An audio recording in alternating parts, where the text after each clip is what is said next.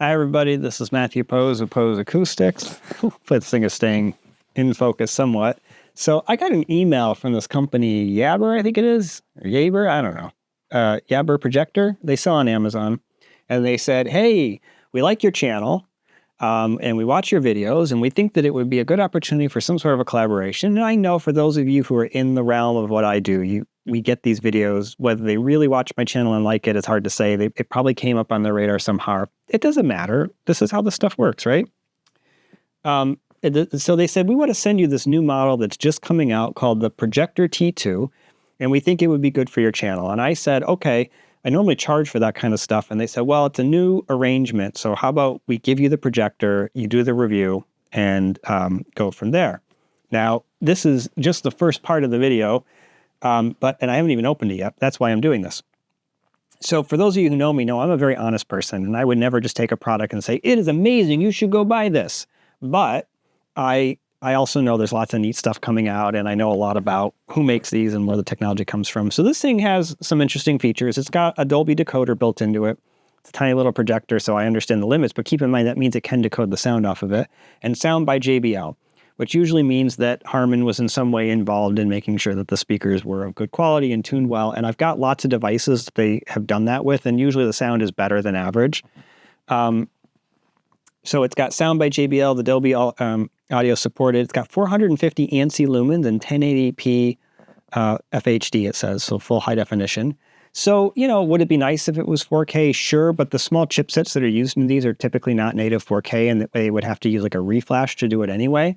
And for something this small and how you would use it, I actually think this is not so bad. It has a built-in battery with 2.5 hours of use. I actually think that's kind of cool. So would I really want to take a projector with me on a road trip? I don't know.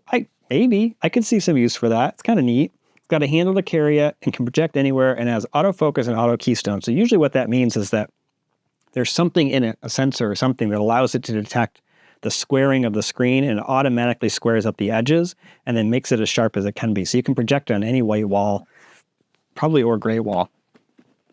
So that's pretty cool.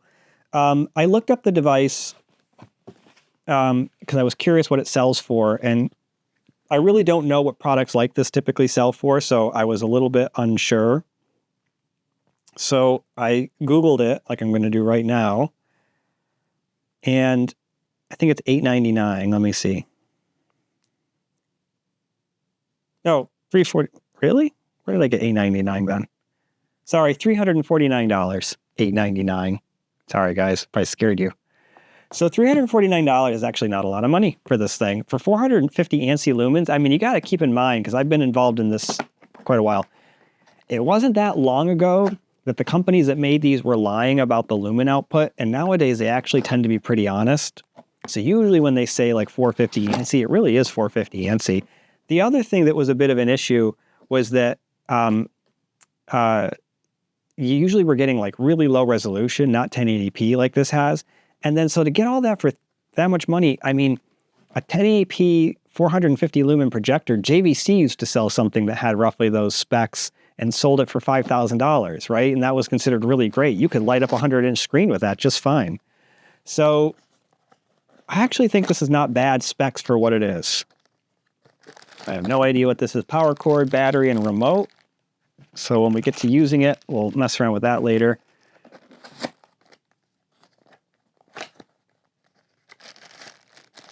And it looks like an HDMI cable, maybe? Yeah, HDMI cable. A lens cloth. That's a nice thought, actually. I'm going to give you guys credit for that one. All right, so we're pulling the projector out. So my understanding is you can cast to this thing, or you can plug in a little dongle, like Amazon Fire Stick. I think they make their own as well that you can buy separately and plug into it. And then on the back here, we've got a USB port. It looks like an IR sensor, an HDMI ARC port, an audio out, and a network port. You've got the power port on the side here. It's really nice looking. I noticed that in the pictures, but I got to tell you, I'm seeing it in person for the first time. It's got like kind of a gold color for the JBL part and the little part around the lens. It's a sort of like a almost vanilla tan colored plastic case. And then this is fabric. So it's actually really elegant looking. It's got a tripod mount on the bottom, which is good. You can put it on a tripod then for projecting it up on a screen. So I've obviously never used this. My understanding for casting is it's got the little NFC thing here, so you can cast with your phone. You pair it up like that, and then you're able to cast your images. And that's probably the easiest way to use it portably, because your phone would have internet as well, and you can download movies to it, or your tablet for that matter. And then the other option, of course, is you can plug into the HDMI port a little dongle. Like I said, they sell one. I guess that's an option for it, and you can do it. So what I'm going to do actually is I'm going to get this thing all charged up, and we're going to try it in our backyard. I've got a white fence and a white wall, so there's a couple places we can put it. I've got my theater room, which I know this is like crazy overkill and not what this thing is designed for, but might as well try it, and we can try different image sizes for the projected image and just see if there's like, I don't know, maybe it actually looks pretty good. If it really is a legitimate 450 ANSI lumens, which is what it's rated for, then it should be able to do, I would say, easily a 100-inch image and look decent with good light control. If you don't have good light control, you're going to want to go smaller than that. I think you could go bigger than 100 inches actually with that much lumens and still feel like it's not bad. I've seen people do 120 inches, for instance, with that kind of lumens and like it. I think that's a little bit dim myself personally, but I think it's okay. So anyway, this is the, I'm going to call it Yaber and hope I'm getting it right, but Yaber T2 projector. Overall, I think I'm kind of impressed with the quality for $350. Jeez. I thought it was more than that actually when I started this. I think that for similar or a bit more money, there are some 4K models that are not portable, and there are some that have more lumens. I think I saw some that had as much as like 1,000 lumens in the similar price point but they weren't portable. So I think in terms of like competition, you might look at this and say, well, this other company sells one, and it's, I don't know, 900 lumens, and it's the same money. It's like, yeah, but does it have a battery in it? So I do think portability is going to add cost, because you've got to have the recharging capabilities and everything and the battery in it. And so I think that's kind of neat. Samsung makes one that can be hooked up to a battery, and I've actually used that one before. It's a neat package. It's well made. Picture quality is okay. We'll see how it compares with this. It's probably the same core video engine. So Texas Instruments makes the chipsets that are used in these, which are DLP chipsets. And then there's Chinese companies typically that make these kind of like OEM platforms that you can build off of. And it'll use a particular chipset, and then it'll have like a laser light source in it. And then that's sold, and then you can put your own box around it and your own electronics on it. So I'm guessing something like that is how this is made. And the Samsung is basically the same thing.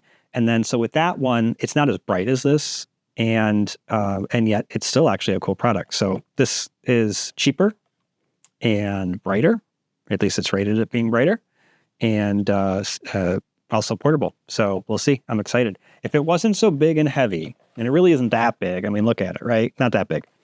But if it wasn't so big and heavy, I would take this with me. We're going to London soon, and I think it would be kind of cool. If you guys don't mind carrying something like this with you on a trip, this is what I was thinking would be neat. We're renting a Airbnb.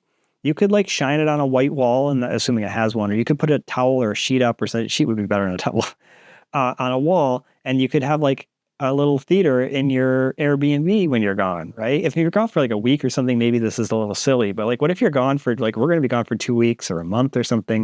You might, if you're like me, at least you'd miss watching movies on a big screen. So you could take this with you, and you could still watch it with the family, and it would be fun.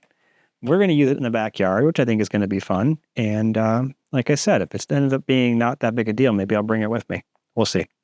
All right. Well, thanks. We're going to do more. I'm going to get you some B-roll and extra video. And if I can get a measurement on the brightness, I will. That's really tricky to do. I can't personally do that, but I've got some friends who can, so I might see if they'll do that. If I can't put it in the first video, maybe I'll try to put it in a follow-up. But I do know, having talked to these same people who get these samples all the time, whereas it was at one time true that a lot of those samples did not actually measure to spec, today they typically do. Or they're close enough, as they say, close enough for government work. They're close enough to be acceptable.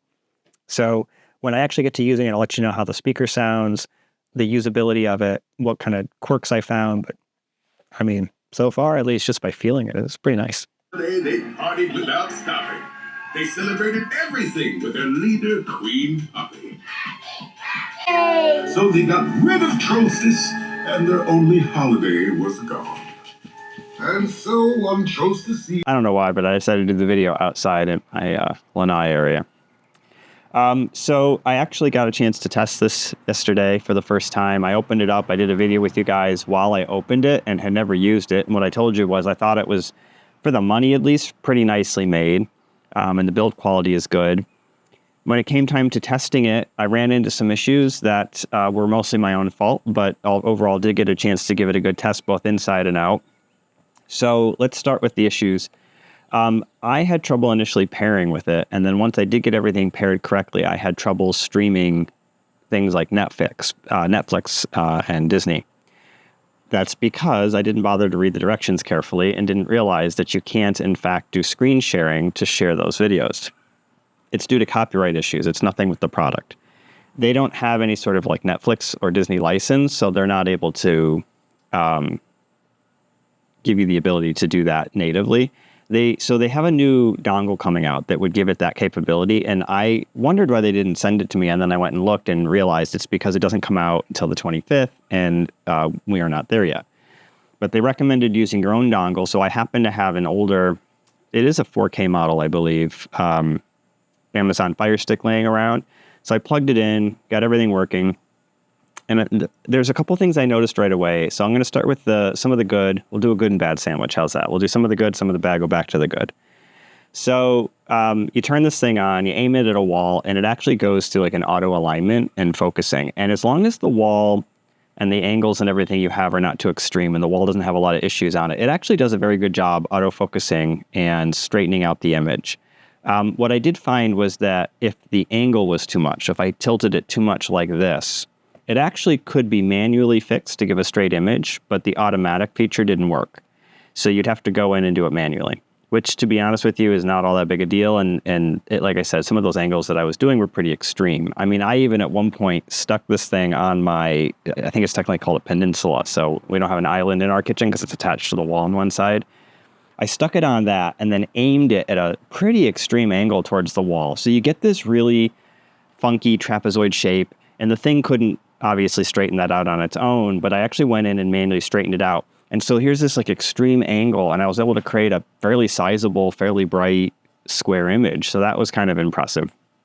I took some pictures. It's all with lights on, so you're probably going to think like that doesn't look that impressive, but here's what I'll tell you. When I first looked at the specs, I thought if these specs are right, this thing could probably light up a 120 inch screen and actually look decent to most people as long as the room is really dark. And obviously my theater is a dedicated theater and it's completely dark in there. And so my thinking was that I put it in there and give it a test. I'll see how big I can get and have it still look good. And sure enough, I think it's 114 inches wide. So that's like 130 some odd inches diagonal. I was able to fill that up and actually make it look pretty decent. It wasn't as bright and nice looking as my JVC projector, but like, would you honestly expect a $300 projector to look anywhere near as good as the JVC? So here's the other good things. The image was relatively sharp for what it was. Like, I was actually pleasantly surprised at how sharp the image was. It was actually bright enough that in a light-controlled room, it was very effective. And it was still watchable and usable when there were some lights on, like outside. Like, I put it in our family room over here up against a wall. I actually projected on this wall behind me. And it wasn't dark yet when I was doing it because it's getting dark really late now. And what I was finding was it was still like watchable. It just wasn't a great experience compared to what you might get if you had like 2,000 or 3,000 lumens. But definitely once it's dark, it would be plenty bright. And so that was nice. The contrast ratio was shockingly good. And I say that because I really expected it to be awful. These inexpensive DLP projectors have generally not had a very good contrast ratio, and the blacks were like not even remotely believable. But in my space, even in my room against my JVC, while the JVC was better, this wasn't so much worse that it was like night and day. It was actually good enough that I think a lot of people would be very surprised or happy with it. Once you're outside and there's some lights on, it doesn't even matter anymore because you're not going to get good black levels anyway.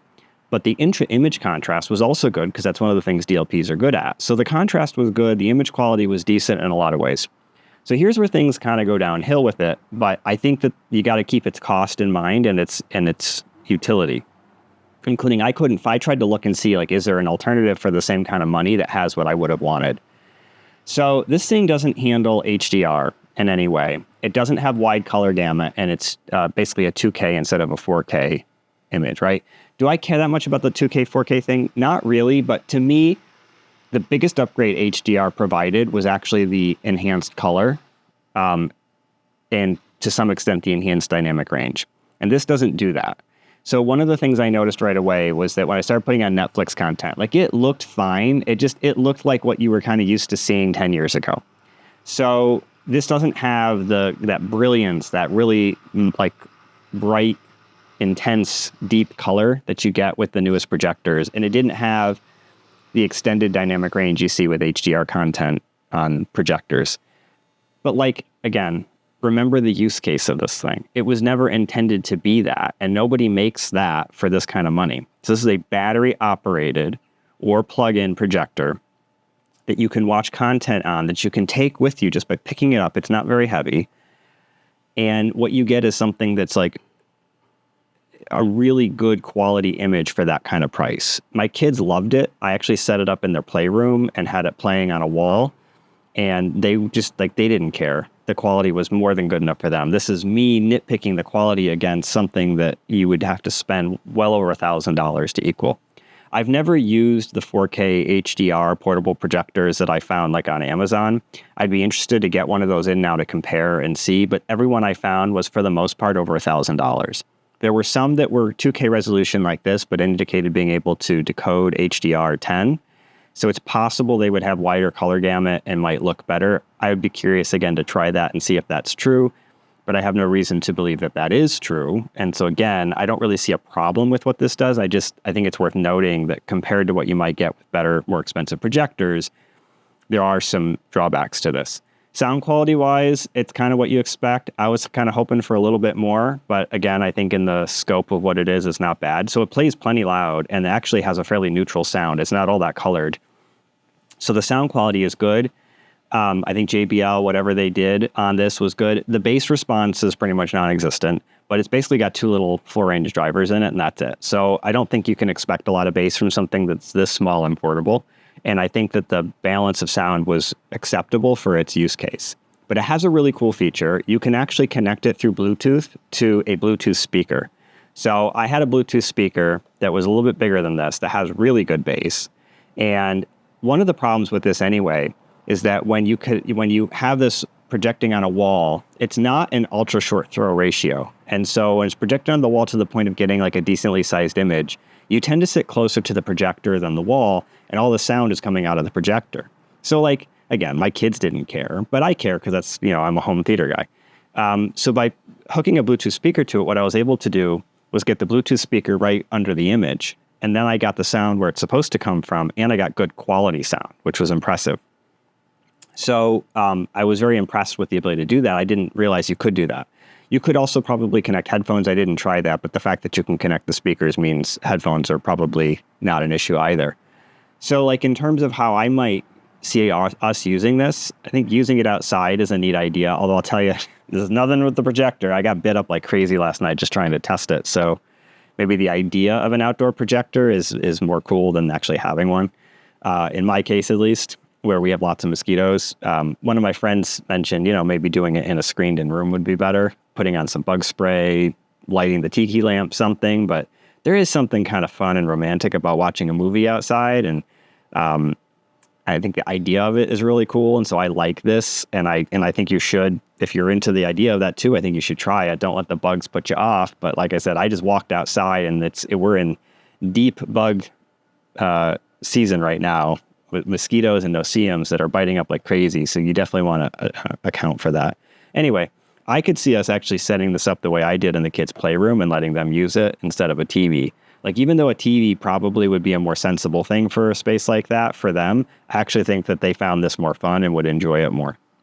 So I'm half tempted just to do that with it. I think I'd mentioned before you could take it with you on a trip potentially and use it.